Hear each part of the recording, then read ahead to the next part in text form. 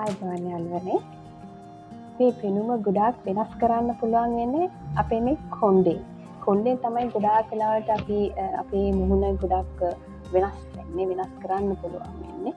ඉතින් අපි හැමෝටම තියෙන ප්‍රශ්නයක් තමයි මේ කොණ්ඩේ සුදු වෙන එක, කොණ්ඩේ ගැලවිලා යන එක.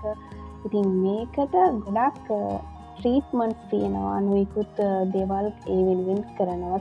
සාමාන්‍යයෙන් අපි දන්න දෙයක් තමයි මේ කොණ්ඩේ ගැලවිලා යනවා කියන්නේ කියනවා කොළ කැඳ බොන්න. එතකොට මේ හොඳට එළවලු පලා වර්ග කන්න.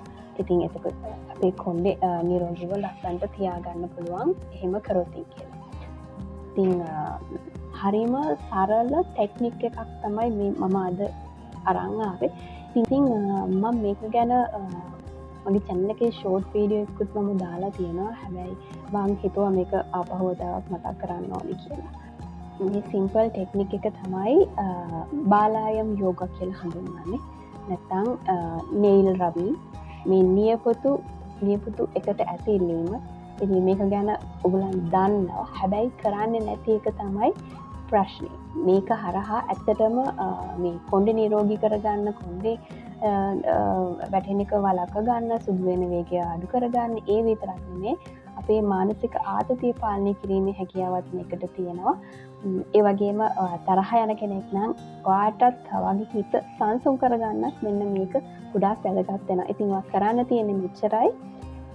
අනිවාර්යයෙන්ම අපි හැමෝම ටීවී බලන වෙලාවක් තියෙනවා. ඉතින් මේ ටීවී බලන වෙලාව භාවිතා කරලා ඔයාට පුළුවන් මේ ටෙක්නික් එක පාවිච්චි කරන්න. ඔයාට පුළුවන් මේ විදිහට ඔයාගේ නියපොතු ටික එකට ඇතිල්ලීමක් කරන්න.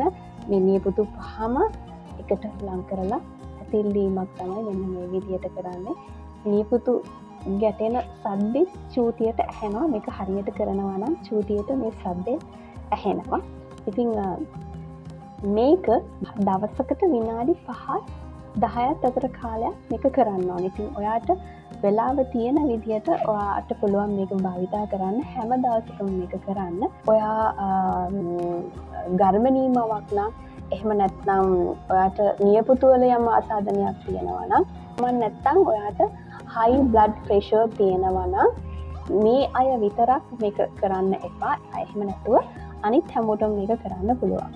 ඉතින් මේක හරිම වටින ටෙක්නික් එකක්. හැබැයි මේකට ලොකු අවධානයක් දෙන්නේ නැති එක තමයි එකම හේතුව. ඉතින් සාමාන්‍යයෙන් අර ගොඩක් වියදම් කරලා කරන්න ඕනි ට්‍රීට්මන්ට්ස් වලට ගොඩක් අය මේ අවධානය යොමු කරන. හැබැයි මේ වගේ චුටි සිම්පල් ටිප්ස් ගැන, මේ සිම්පල් ටෙක්නික් ගැන අවධානය යොමු කරනවා අඩුයි. ඉතින් කරලා බලන්න, මේකෙන් ලොකු වෙනසක් ඔයාට ඇති වෙයි. ඒත් එක්කම අනිවාර්යයෙන්ම අර මුලදී කිව්වා වගේ කොළ කැඳ බොන්න ඕනි, පලා වර්ග කන්න ඕනි.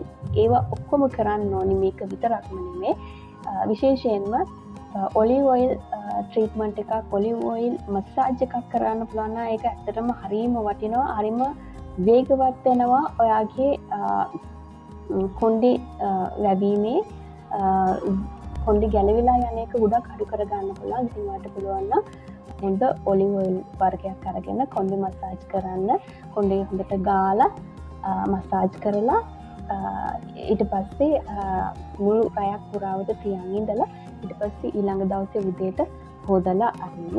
ඉතින් ඒ වගේ තව පුළුවන් ඔයාට තරදී වුණත් හදාගන්න පුළුවන් ඖෂධ තෙල් හදාගන්න පුළුවන්. ඉතින් ඒ වගේ හදාගත්ත ඖෂධ තෙල් භාවිතා කරලා කබලේ සහ කොණ්ඩේ හොඳට තෙල් ගාලා මසාජ් කරලා අඩුම පැය 2ක් හරි තියෙන්න හැරලා ඊට පස්සේ හොදලා අරින්න. ඉතින් මේකත් කරන්න අනිවාර්යයෙන්ම. ඒ වගේම කොළ කැඳ බොන්න ඒක ඇත්තටම අත්‍යවශ්‍යයි. හරිම වැදගත් දෙයක්. මේ ටික කරන්න ඔයාට හිස කෙස් වල ප්‍රශ්නයක් තියෙනවා නම් ඇත්තට මේක හරි ඉක්මනින් හරි වේගෙන් අඩු වෙලා යනවා. ඔයාට මේක වැදගත් වෙයි කියලා මම විශ්වාස කරනවා. මේ චූටි ටිප්ස් මගහැර ගන්න එපා. මේවා පාවිච්චි කරන්න. මොකද මේකට ලොකු කාලයක් යන්නේ නැහැ. දැන් මේ බාලායම් යෝගා කියන මේකටත් මේ නියපොතු ඇතිලීමේ ක්‍රමයටත් ලොකු වෙලාවක් යන්නේ නැහැ. ඕනම වෙලාවක ඔයාලට කරන්න පුළුවන්. මේක කියන්නේ වරිම කරන්න පුළුවන්. මේක පුරුදු වෙන්න, පුරුද්දක් විදියට මේක කරගෙන යද්දී ඔයාලට වෙනසක් දැනෙයි. ඉතින් අනිත් එක තමයි මේක ඇත්තටම මානසික ආතතිය අඩු කරන්නත් හේතුවක් වෙනවා නම් හරිම වටිනවානේ. මොකද මම ගොඩක් කලාවට කියන දෙයක් තමයි ලස්සන වෙන්න නම් කය සහ මනස දෙකම නිරෝගීව තියාගන්න ඕනේ. ඉතින් එතකොට තමයි අපිට ඇත්තටම ගොඩක් ලස්සනට ඉන්න පුළුවන් වෙන්නේ. ඉතින් මනසටත් ඒකෙන් ලොකු සහනයක් ලැබෙනවා නම් ඒ වගේ ටිප්ස් මගහැර ගන්න එපා. ඒව අනිවාර්යයෙන්ම කරන්න. ඉතින් වට වේදමක් යන්නේ නැහැනේ මේක කරන්න. try කරලා බලන්න. ගොඩාක් හොඳ වාසි වාට ලැබෙන්න පුළුවන්. ඉතින් උත්සාහ කරන්න. ලස්සනට ඉන්න කියලා ස්වභාවික ටිප්ස් පාවිච්චි කරන එක හරිම වැදගත්. ගොඩක් ස්වභාවික දේවල් පාවිච්චි කරන්න අර කෘතිම දේවල් වලට යනවට වඩා. ඉතින් කොණ්ඩේට ගොඩාක් හානි වෙන්න හේතුවත් අපි ගොඩක් වෙලාවට මේ කෙමිකල්ස් භාවිතා කරනවා වැඩි. ඉතින් ඒ නිසා තමයි ගොඩක් වෙලාවට අපේ මේ හිසකෙස් ගැලවී යාම සහ ඒ කොණ්ඩේ නිරෝගී බව අඩු වෙන්න ලොකු හේතුවක් විදිහට කෙමිකල්ස් භාවිතයත් බලපානවා. සහ අපිට හැදලා තියෙනවා යම් රෝග හින්දාත් ගොඩක් වෙලාවට කොණ්ඩේ ගැලවී යාම සිද්ධ වෙනවා. ඉතින් කොහොම නමුත් උත්සාහ කරන්න කොණ්ඩේ නිරෝගීව තියාගන්න. ඉතින් ආයෙත් තම අලුත් වීඩියෝ එකකින් දිගටම මාත් එක්ක එකතුලා ඉන්න, මගේ channel එකත් එක්ක එකතුලා ඉන්න හැමෝටම ගොඩාක් ආදරේ, හැමෝටම ගොඩාක් ස්තුතියි. තාමත් මගේ channel එක subscribe කරලා නැත්නම් subscribe කරලා දිගටම එකතු වෙන්න. හැමෝටම යහපතක් වේවා, සුබම වේවා.